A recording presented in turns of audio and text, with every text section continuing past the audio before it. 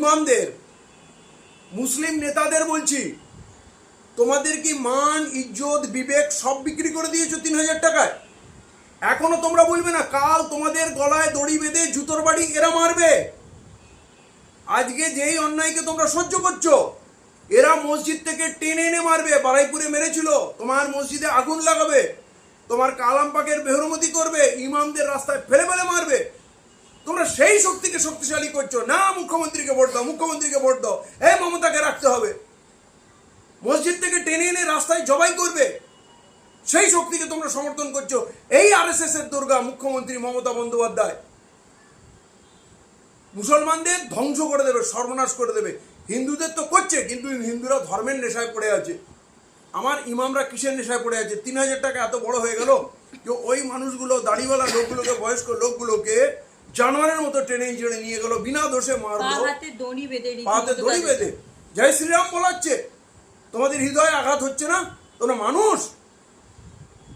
আমার সব থেকে বেশি রাগ এখন মুসলিম নেতা আর এই মুসলমান ওলামা বুদ্ধিজীবী এদের উপরে। কিসের জন্য চুপ করে বসে আছো? কিসের জন্য এখনো বলো যে এই মমতাকে ভোট দিতে হবে? বিজেপিকে রোখার জন্য। বিজেপিকে রুখবে আর আরএসএস কে খুলনা ছুট দেবে এই মুখ্যমন্ত্রী। কাল আমার মা বোন কেউ সুরক্ষিত থাকবে না। আমি বলছি এই ইমামরা সুরক্ষিত থাকবে না, এদের মসজিদ থেকে টেনে হিঁচড়ে বার করবে, এদেরকে মারবে। তৃণমূল বলে যে আমি সংখ্যালঘুদের হয়ে কথা বলি, সংখ্যালঘুদের পাশে দাঁড়াই। তাহলে এই যে দুর্গাপুরের এত বড় ঘটনা ঘটলো, একবারও মুখ্যমন্ত্রী কেন গেল না তার সঙ্গে দেখা করতে? মুখ্যমন্ত্রী সংখ্যালঘুদের কি কথা বলে?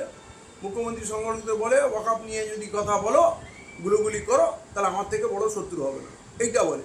মুখ্যমন্ত্রী বলেছিল ওয়াকফ সম্পত্তি উদ্ধার করব, সিবিআই তদন্ত করব, ওয়াকফ সম্পত্তি লুট করেছে, সব থেকে বেশি লুট করেছে।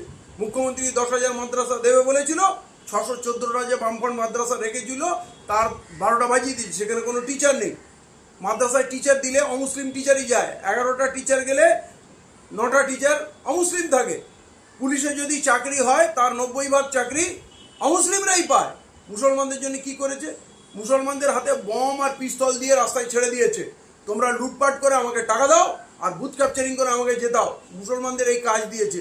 মুসলমানদের কোন কাজটা করলো আমি তো দেখতে পাই না। উনি আমার ইমামে ঈদেনের জায়গায় রেড রোডে দিয়ে নামাজে এসে উনি খুতবা দেন, রাজনৈতিক বক্তব্য দেন, মানে ইমামের জায়গাটা উনি কেড়ে নিয়েছেন। উনি বলেন কোরআন বাইবেল সব শেষ হয়ে যাবে, গীতা শেষ হয়ে যাবে, কিন্তু আমার কীর্তি কারবার শেষ হবে না, আমার গল্প শেষ হবে না। আর কি শুনতে বাকি রইল? এখন গলায় দড়ি দিয়ে টানতে টানতে মেরে মেরে নিয়ে যাচ্ছে। উনি একটা কথা বলবেন না, ওনার পুলিশ কাউকে গ্রেপ্তারও করবে না। এই চুনোবুটিদের গ্রেপ্তার করছে, আবার যাকে খুঁজে পাচ্ছে না সে আবার ভিডিও জারি করে হুমকি দিচ্ছে, এরকম হবে, আবার হবে, বারে বারে হবে। একদমই সেই ভিডিও সোশ্যাল মিডিয়ায় ভাইরাল হয়ে গেছে। তার মানে পুলিশ তাকে ট্র্যাক করতে পারছে না, ধরতে পারছে না, নাকি পুলিশই তাকে সিকিউরিটি দিয়ে মুখ্যমন্ত্রীর বাড়িতে রেখে দিয়েছে? তাহলে পশ্চিমবঙ্গের পুলিশ ব্যর্থ নাকি অপরাধীদের ধরতে? পশ্চিমবাংলার পুলিশ ব্যর্থ না, তারা সফল। আরএসএস এর এজেন্ডা লাগিয়ে করতে সফল। আর এখানে পুলিশের কি দোষ দেবো? পুলিশ মন্ত্রী আরএসএস এর সমস্ত কাজকে উনি বৈধতা দেবেন, স্বীকৃতি দেবেন এবং প্রোটেকশন দেবেন। ওনার কাছে আরএসএস হচ্ছে দেশপ্রেমিক সংগঠন। তো আমরা তো বিসমিল্লাতেই গেল, আমরা যে মুখ্যমন্ত্রী বেঁচেছি সেটা আরএসএস এর মুখ্যমন্ত্রী, আর ভাবছি বিজেপিকে রুখবো। এই ভুলটাকে যেদিন আমরা সংশোধন করবো সেই দিন আমাদের মান সম্মান নিয়ে বাঁচার আমরা পথ পাবো, আর তা নাহলে এখানেই আমরা শেষ হয়ে যাবো।